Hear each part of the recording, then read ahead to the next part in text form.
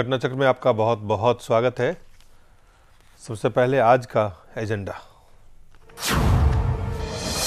दिल्ली में 5 साल की मासूम से रेप पर भड़का गुस्सा, देश भर में विरोध प्रदर्शन, सियासी दलों ने भी की निंदा। बड़ा सवाल, क्या व्यवस्था फेल या यह समाज बन चुका है संवेदनहीन?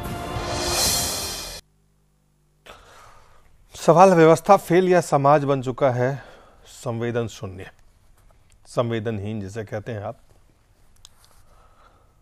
जिस बच्ची के साथ हुआ, ये कोई पहली बच्ची देश में नहीं है। और आपको हम ये बता दें कि लगभग 53% बच्चे देश के हैं जिनके साथ यौन शोषण होता है। हर दूसरा बच्चा भारत का किसी न किसी स्वरूप में उनका यौन शोषण होता है। और ये बड़ा प्रॉब्लम है। आज जो एक समस्या है ये तो है, लेकिन इसके साथ बड़ा सवाल वो भी है। सबसे पहले हम आज जो लोग विरोध कर रहे हैं उनकी बात आपको सुनाते हैं, क्योंकि लोग नाराज हैं, गुस्से में हैं और लोग मांग कर रहे हैं कि इस पे लगाम लगे।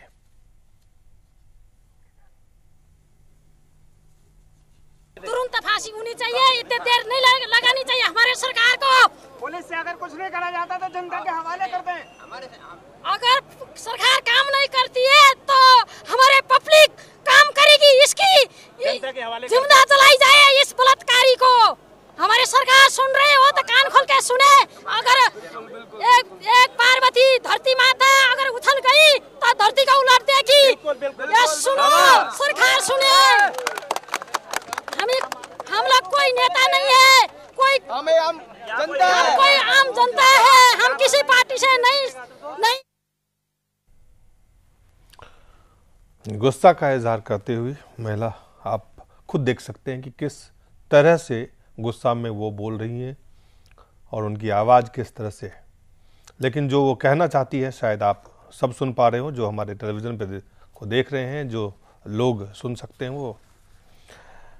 और डीसीपी पुलिस, जो deputy police commissioner Delhi police के, उन्होंने क्या कहा है वो भी आपको हम दिखाते हैं। कल देर रात को, पिछली रात को बिहार पुलिस और दिल्ली पुलिस की टीमों ने मिलकर मनोज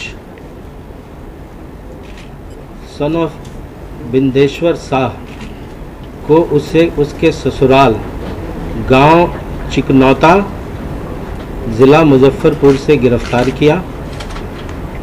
आज सुबह उसका ट्रांजिट रिमांड लिया गया है और हम कोशिश कर रहे हैं कि वो जितनी जल्दी हो सके हम उसको दिल्ली लाएं और उसकी इंटरोगेशन शुरू करें, ताकि ये जो गुत्थी है जितनी जल्दी हो सके उतनी जल्दी सुलझ जाए। और अलग अलग राजनीतिक दल के नेताओं ने भी इस पर प्रतिक्रिया दी है। भारतीय जनता पार्टी का क्या कहना है वो भी आपको हम दिखाते हैं। सरकार का ही सवाल नहीं, जो सामाजिक मूल्यों की गिरावट आ रही है, जिस तरह की हैवानियत हो रही है, उससे भारतीय जनता पार्टी की कार्यकारिणी बहुत ज़्यादा दुखी है। और समाज में जो पतन हो रहा है इसको लेकर भी चिंता व्यक्त की गई। बहुत ही दुर्भाग्यपूर्ण है। कई वरिष्ठ लोगों ने उसके विषय में उठाया कि बार बार मनमोहन सिंह की सरकार आश्वासन देती है, दिल्ली भारत की राजधानी है और दिल्ली की पुलिस पर भारत सरकार का नियंत्रण है, उसके बावजूद इस तरह से जो बलात्कार हो रहा है और जिस तरह से पुलिस व्यवहार कर रही है, ये बहुत ही दुर्भाग्यपूर्ण है। दिल्ली की पुलिस केंद्र सरकार के अधीन है और दिल्ली में जो कुछ हो रहा है वो एक गंभीर विषय है। और किस तरह से पुलिस विरोध करने वालों को तमाचा मारती है वो भी आप देख चुके हैं। गृह मंत्री हैं सुशील कुमार शिंदे, उन्होंने क्या कहा है वो भी आपको हम दिखाते हैं। एक बहुत गंभीर तरह के इस तरह के घटनाएं हो रही है, इसके लिए हमें और भी सतर्क रहना होगा, सबको सतर्क रहना होगा। जहां तक के हम पुलिस पर कार्रवाई करना है, पुलिस पर एक्शन लेना है, हम कार्रवाई कर रहे हैं। इंक्वायरी लगाई है, जो भी उसमें फैक्ट फाइंडिंग में मालूमात हो जाएगा, उस पर कार्रवाई। कब तक रिपोर्ट आएगी इसलिए? ये रिपोर्ट अब देखिए, अभी इंक्वायरी ऑर्डर की है, दूसरे सेकंड में तो नहीं आ सकती, कोई टाइम लिमिट? थोड़ा टाइम देना चाहिए, वो हम करेंगे, ठीक तरह से करेंगे। और सुषमा स्वराज नेता प्रतिपक्ष, उन्होंने क्या कहा है वो भी आपको हम दिखाते हैं। दामिनी के प्रकरण में जिस तरह की बर्बरता इस्तेमाल की गई थी, उससे लगता था कि शायद अपवाद स्वरूप ऐसा काम किया गया है, लेकिन जो घटना 5 बरस की बच्ची के साथ 2 दिन पहले घटित हुई है, उससे ये लगा है कि ये अपवाद स्वरूप नहीं था, बल्कि समाज में एक ऐसी विकृत मानसिकता पैदा हो गई है जिसके कारण ये घटनाएं आए दिन हो रही हैं। मैं दोपहर में मिलने गई थी उस बच्ची से जो इस दुष्कर्म की शिकार हुई है। दिल दहलाने देने वाली बातें मुझे डॉक्टर्स ने बताई।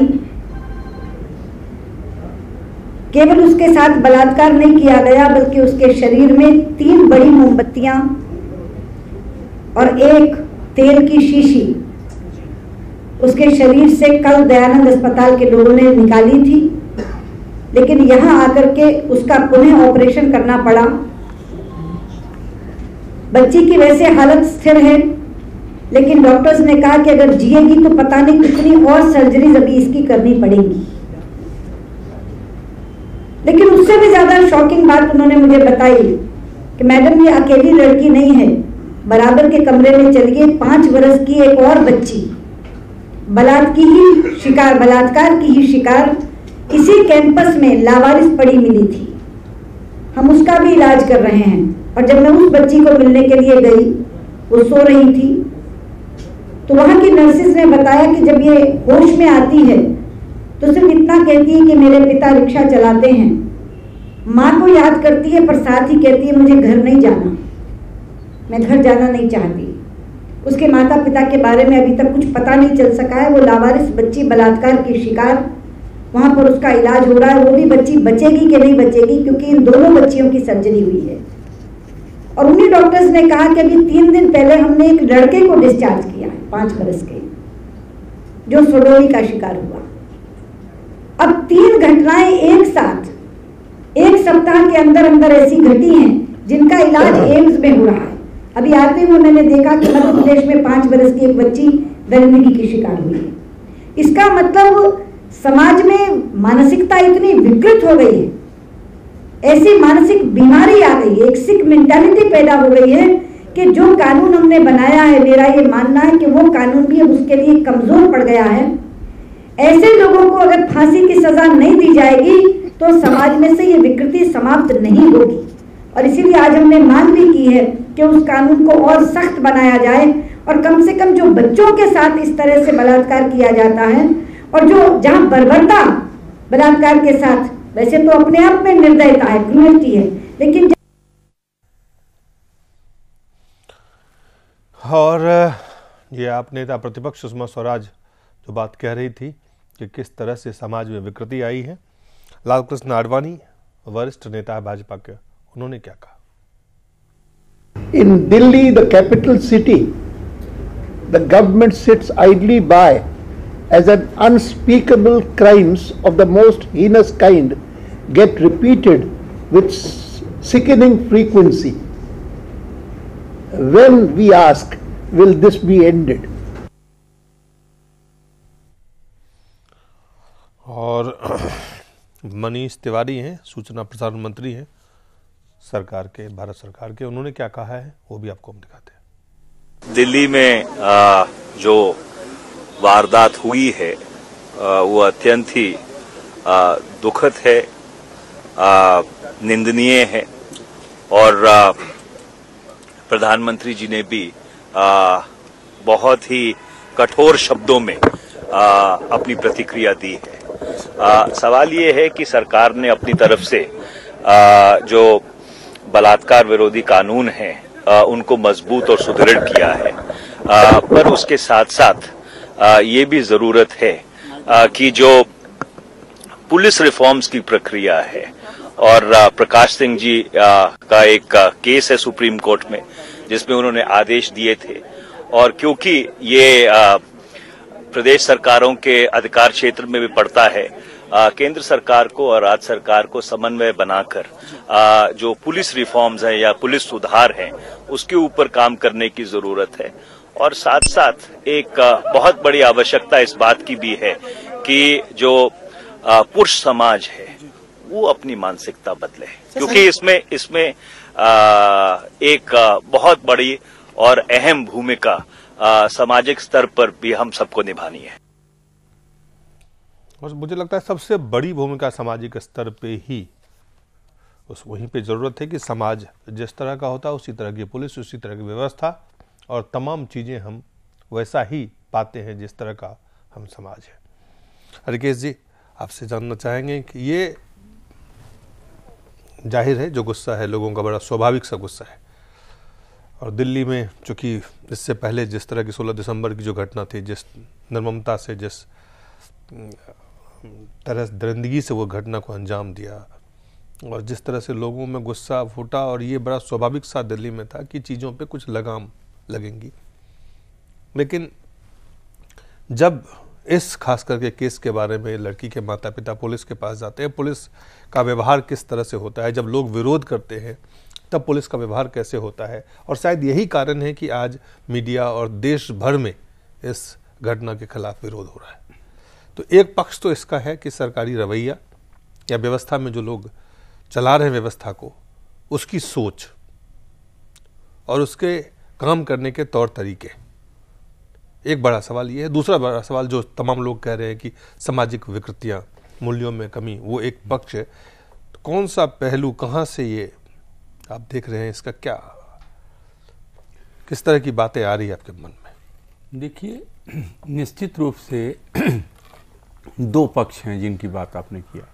एक समाज की वर्तमान स्थिति जो लगता है कि पतन की तरफ काफ़ी जा चुका है, और दूसरा व्यवस्था के अंदर कमियां या व्यवस्था चलाने वाले लोग जो कि विभिन्न स्तरों पर बैठे हुए हैं, उनमें से कुछ लोगों की गैर जिम्मेदाराना हरकतें, दोनों ही चीज़ें मिल करके इस स्थिति को बनाती हैं। जैसे इसी घटना को ले लीजिए, अभी 16 दिसंबर को, पहले हम व्यवस्था की तरफ आ रहे हैं, 16 दिसंबर को ये घटना हुई थी 2012 में जी। अभी 4 महीने के करीब पूरे हो रहे हैं और उसको लेकर के कितना देश भर में आंदोलन हुआ, कितना तरह की घटनाएं हुई, सब आप जानते हैं। उसके बाद अध्यादेश आया, कानून बना और कानून भी काफ़ी कड़ा बनाया गया। सुप्रीम कोर्ट के एक रिटायर्ड चीफ जस्टिस के अध्यक्षता में एक समिति बनी, उसने जो सुझाव दिया उसके आधार पर कानून बना, काफ़ी कड़ा कानून बना है जी। लेकिन उसके बावजूद ऐसे जैसे लगता है कि उन सब चीज़ों का कोई असर ही किसी पर नहीं है और ये लगातार ये चीज़ें हो रही हैं। अब यहीं पर सामाजिक पतन की स्थिति आती है कि समाज को इसका कोई, और व्यवस्था का कोई डर न होना जी। एक बड़ा सवाल, दोनों ही बातें हैं कि अच्छा उसका व्यवस्था का काम नहीं इसमें थोड़ा सा हम लोगों को कारणों पर ज़्यादा जाना चाहिए, क्योंकि अगर कारण आप नहीं जानिएगा, दवा बीमारी किस वजह से हो रही है, अगर उस चीज़ को आप नहीं जाएंगे तो इलाज क्या करेंगे। तो उस दृष्टि से अगर आप देखिए तो हम तो ये मान करके चलते हैं कि हमारे देश में समाज का पतन हुआ है और राजनीति कुछ इस तरह हुई है, राजनीति इस देश के अंदर, कि धीरे धीरे जो हम लोकतांत्रिक मूल्यों को लेकर के चलने की बात करते हैं और लोकतंत्र में जो हम आज़ादी देते हैं, उस आज़ादी का हर स्तर पर जिसको जहाँ पर भी कन्वीनियंट लगता है, सुविधाजनक लगता है, उसका दुरुपयोग करता है जी। और यही कारण है कि हमारे देश का यह लोकतंत्र भी एक तरह से अराजकता में बदलता चला जा रहा है। अराजक लोकतंत्र की तरफ हम जा रहे हैं। अब बातें बढ़ जाएंगी तो काफ़ी लंबी होंगी, लेकिन आपको थोड़ा थोड़ा हिंट दे रहे हैं। अभी अमेरिका के अंदर एक घटना घटी है ब्लास्ट की। उन्होंने पूरे शहर के तमाम हिस्से को बिल्कुल ब्लॉक कर दिया, लोगों से कहा कि आप घरों के अंदर रहिए और ताला लगवा लिए, कहे कि आपके बिल्कुल घर से बाहर आप नहीं निकलेंगे, और लोग मान गए। लोकतंत्र वहाँ भी है ना।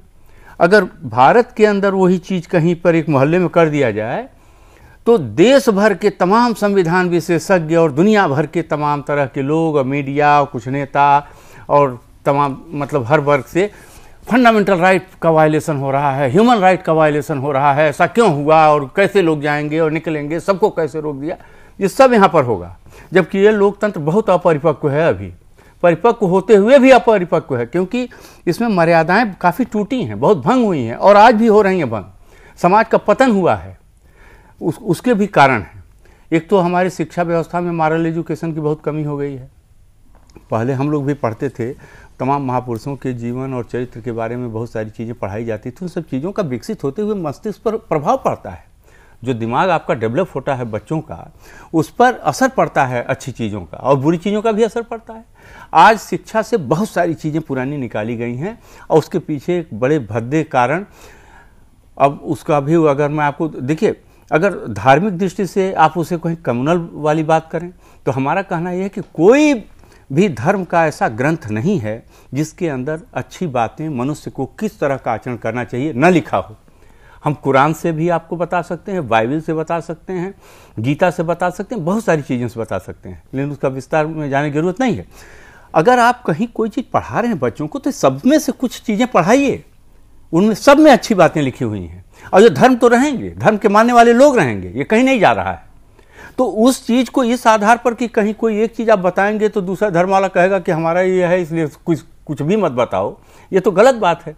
हर जगह से ला करके दिखाइए। जब हर जगह अच्छी चीज़ लिखी हुई है तो बच्चों को नहीं पढ़ाएंगे किसको? वहीं से तो सीखते हैं, वहीं से तो आदमी बनते हैं। तो एक तो मॉरल एजुकेशन का कंप्लीट अभाव है।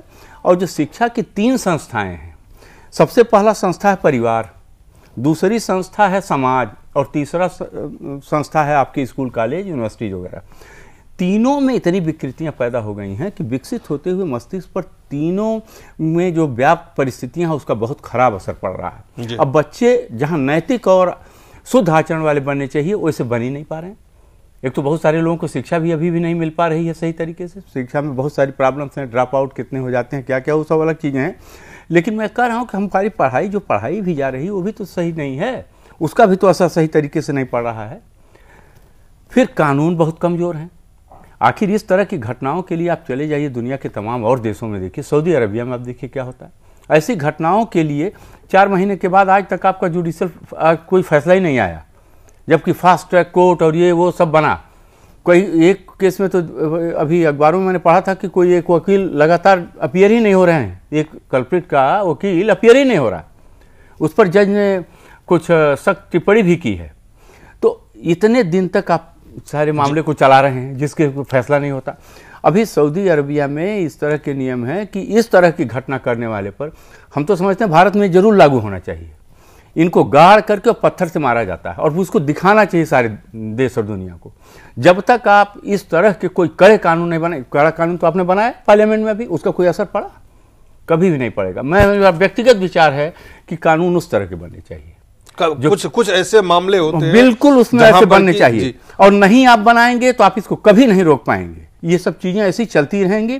जुडिशियल प्रोसेस आपका बहुत लंबा है, 4-4 महीने से 6-6 महीने तक के सब केसेज, पहले तो कई साल चलते थे, लेकिन अभी भी 4 महीने 6 महीने में तो कोई फैसला तो अभी तक आया नहीं है। इसके अलावा देखिए कई बार ऐसा होता है कि जो ये पतन का ये एटमॉस्फेयर देख करके मुझको बिल्कुल नेताजी सुभाष चंद्र बोस की एक बात याद आती है। ठीक है, आप उसको नहीं करना चाहते मत करिए, लेकिन कुछ अपराधियों के लिए तो आपको कुछ सख्त नियम बनाना ही पड़ेगा। नेताजी ने एक बात कही थी आज़ादी के पहले कि India should be placed under dictatorship for 20 years after independence. ये बात उन्होंने क्यों कही? कोई साधारण आदमी तो थे नहीं, भारत की आज़ादी की लड़ाई लड़ने वाले सबसे बड़े योद्धाओं में उनका भी नाम है और सब लोग जानते भी हैं, नेताजी को सब लोग रिस्पेक्ट भी करते हैं। अगर उनको ये बात कहनी पड़ी तो कोई खास चीज़ को उन्होंने भविष्य के लिए देखा हुआ था जी। ऐसी सोच के आधार पर उन्होंने कहा। तो कम से कम आप डिक्टेटरशिप नहीं लागू कर रहे हैं, आप डेमोक्रेसी चलाइए, बेशक चलाइए, कुछ चीज़ों में कड़ाई तो करिए। अगर आप नहीं करेंगे, दुनिया के दूसरे देशों में यहाँ पर हो तो कहेंगे आप 17वीं 18वीं शताब्दी में चले गए। सऊदी अरबिया क्या 17वीं और 18वीं शताब्दी में चल रहा है, सबसे एडवांस मुल्कों में है वो दुनिया की। जो व्यवस्थाएं वहाँ की हैं, अगर वहाँ के लोगों के रहन सहन और सारी चीज़ों को देखिए तो हमको लगता है कि वो कहीं बहुत मॉडर्न स्टेज में है वो कंट्री। लेकिन अपराधियों के लिए कड़े दंड हैं, तो अपराधियों के लिए कड़े दंड भारत में क्यों नहीं होने चाहिए? दुनिया के अंदर अगर इंडियन डेमोक्रेसी को इसी तरह से अगर एनार्की में बदलना है तब तो कोई बात ही नहीं है। लेकिन एक चीज़ आपको बताएं, पुलिस की अब रोल पर आ जाइए। पुलिस वहाँ जब गए FIR करने के लिए, तो पुलिस वालों ने FIR में ही बहुत डिले किया, 6 घंटे के बाद देखा। इसमें तो अगर पुलिस FIR करने में किसी भी केस में देर करती है और साबित होता है तो इनकी सर्विसेज टर्मिनेट होनी चाहिए। FIR इसलिए नहीं करते हैं कि हमारे थाने में बहुत ज़्यादा अपराध होगा तो हमारा ये कहा जाएगा कि हमारे वहाँ बहुत अपराध हुआ और ये हमारे लिए एक कलंक की बात होगी या गलत बात होगी, जबकि ये होना नहीं चाहिए। जो थाना ज़्यादा FIR दर्ज करे उसको बल्कि रिवार्ड देना चाहिए। अगर आपको इसका एक अलग तरीका बनाना पड़ेगा, बजाय इसके जिस तरह की हमारी पैमाना है कि जहाँ थाना ज्यादा FIR दर्ज होता है उसको थोड़ा सा दिखाया जाता है कि यहाँ पे अपराध ज्यादा बढ़ रहे हैं, पुलिस की खामी की वजह से उसको दिखाया जाता है। लेकिन एक चीज और मैं इस बात पर कहना चाहूँगा कि जो ये सब हुआ है उसमें विरोध प्रदर्शन बिल्कुल सही है। अगर विरोध प्रदर्शन नहीं करेंगे, आंदोलन नहीं करेंगे तो बहुत सारे लोगों के कान पर जूं भी नहीं रहेंगे कि व्यवस्था को चलाने वाले लोग जागते नहीं हैं। लेकिन यह बहुत ही गैर जिम्मेदाराना हरकत है कि हॉस्पिटल के अंदर घुस करके, कल बीजेपी के लोग और भी अध्यक्ष के साथ सैकड़ों लोग एक अस्पताल में घुसे थे और वो आम आदमी पार्टी वाले, ये सब घुस करके अस्पतालों के अंदर आप जा करके उपद्रव कर रहे हैं। तमाम तरह के मरीज उसमें हैं। कई लोग तो ऐसे होंगे जिनको की आवाज़ से ही परेशानी होती होगी तरह तरह की, और पूरी वहाँ की व्यवस्था पैरालाइज कर रहे हैं। यह भी तो ये पढ़े लिखे लोग कर रहे हैं।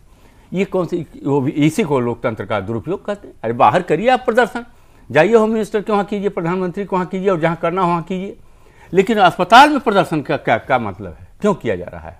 यह भी यही सब गैर जिम्मेदार। कई सारे सवाल है, बहुत सारे सवाल है। हमारे अदीब साहब, आप सांसद हैं और जो स्थिति कुछ सालों से अगर आप देखें कई मुद्दों पे संसद में वो बातें की चर्चा होती है जिस पे लोग सड़क पे उतरते हैं, लेकिन कुछ ऐसी भी बातें हैं जहां पर कि शायद लोग मजबूर होते हैं सड़क पे उतरने के लिए।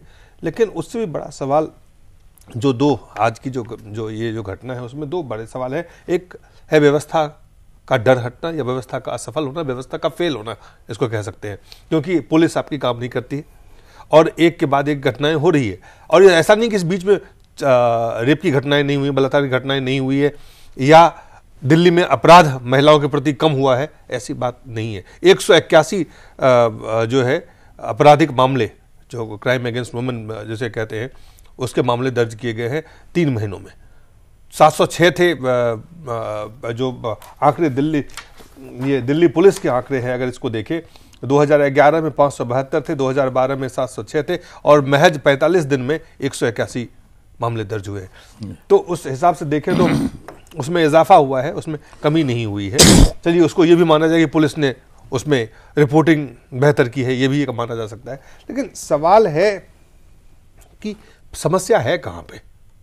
एक समस्या अगर समाज, अभी भाई ने जो कहा बहुत डिटेल में बात की, सबसे बड़ी प्रॉब्लम यह है कि लॉ इन्फोर्समेंट एजेंसीज जो हैं जी, इनकी अकाउंटेबिलिटी जीरो है।